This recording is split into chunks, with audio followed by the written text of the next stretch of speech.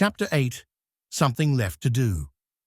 John stood on the roof, the city pulsing far below him, when his phone vibrated. For a moment, he ignored it. Then it buzzed again. He looked down. It was a notification from BBC Sport. Tottenham Hotspur to play Arsenal in Champions League final. John let out a breath he hadn't realized he was holding. Tottenham. Arsenal. In a Champions League final. He laughed softly, almost disbelieving, a sound that surprised him with how human it felt. For as long as he could remember, Spurs had been part of his life, through joy, disappointment, near misses, and endless hope. He had always said he just wanted to see them lift it once in his lifetime, against Arsenal, of all teams, the ultimate rivalry, the ultimate stage. Something shifted. Maybe there was still something left for him to do. Slowly, John stepped back from the edge. He didn't look down again. Instead, he opened the Expedia app and booked the first available flight back to London. Lek woke late the next morning, head pounding, mouth dry, fragments of the night before crashing back in waves. Shame followed close behind. What had she done? As the fog cleared, regret settled heavily in her chest. Nobody had ever treated her the way John had. Nobody had been that patient, that generous, that constant. What on earth was I thinking? She asked herself. She hurried back to the condo. It was quiet, too quiet. John wasn't there. She opened the wardrobe. Empty. She opened the safe.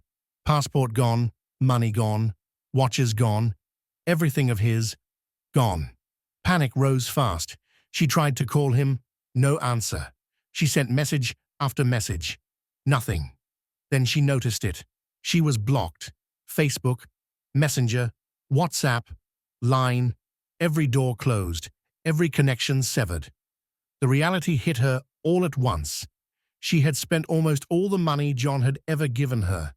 She had never been one to save. Money came, money went. And now, the condo rent was due in 2 days. She couldn't afford it. With no other option, Lek packed her things and called a friend, asking if she could stay for a while. Weeks passed. Lek was back in the bar, but it wasn't the same. She felt the looks, the whispers, the mocking smiles, the unspoken judgment. She had everything, and she had thrown it away. She had lost face. She knew she couldn't stay there. So she left. Walking Street beckoned. Brighter, louder, harder. Maybe a go-go bar. Plenty of rich foreigners. Lek was no longer shy about her body. Survival had stripped that away. This was the next chapter, whether she liked it or not. Back in London, John tried to forget. He filled his days, walks, matches, noise, anything to keep his mind occupied. But Thailand crept into his thoughts, uninvited. The heat, the smell of street food, the sound of her laugh. Even after everything, he still thought about Lek. He wondered what she was doing now, whether she was safe, whether she ever thought of him. But he didn't reach out. He knew himself too well. He knew how easily she could pull him back in, how desperate he had been to believe. He had to stay strong. For now, football gave him something to hold on to. A date circled on the calendar. A reason to look forward instead of back. Maybe one day, maybe in a year, he would return to Thailand, but not yet. First, he needed to grieve properly. His wife, the life he lost, the illusion he chased.